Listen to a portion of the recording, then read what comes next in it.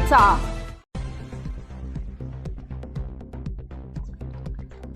देवळा तालुक्यातील उमराणे परिसरातून एक हृदय पिळवटून टाकणारी दुर्घटना समोर आली आहे। राष्ट्रीय मुंबई-आग्रा महामार्गावर भीषण अपघात होऊन एकाच कुटुंबातील तिघांचा दुर्दैवी मृत्यू झालाय, तर 3 जण गंभीर जखमी झालेत। मिळालेल्या माहितीनुसार आज शुक्रवारी सकाळी 8:30 वाजेच्या सुमारास नाशिकहून मालेगावकडे जाणारी टाटा पंच ही कार गंगा सुख हॉटेल जवळ अचानक चालकाचा ताबा सुटल्यानं नियंत्रणाबाहेर गेली। त्यानंतर कार रस्त्याच्या कडेला जाऊन भीषणरित्या पलटी झाली।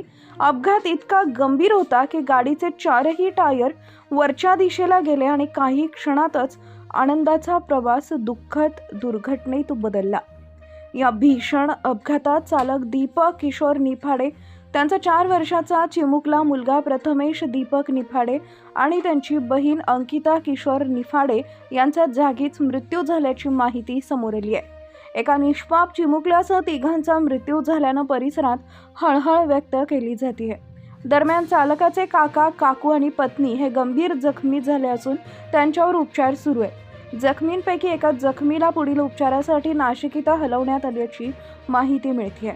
अपघाताची माहिती मिळताच परिसरातील नागरिकांनी तातडीनं घटनास्थळी धाव घेत मदत कार्य सुरू केले। चिंचवे येथील बाबाजी रुग्णवाहिका तसेच उमराणी येथील JK रुग्णवाहिकेचे चालक राहुल वाघ आणि गणेश पवार यांनी जखमींना तातडीनं मालेगाव येथील रुग्णालयात दाखल केले।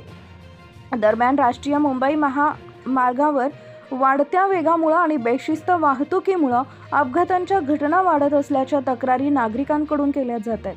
प्रशासनानं महामार्गावर गती नियंत्रित करणारे कॅमेरे बसवून वाहतुकीवर कडक नियंत्रण ठेवावे अशी मागणीही नागरिकांनी केली आहे। या घटनेची माहिती मिळताच देवळा पोलीस घटनास्थळी दाखल झाले असून पुढील तपास सुरू आहे।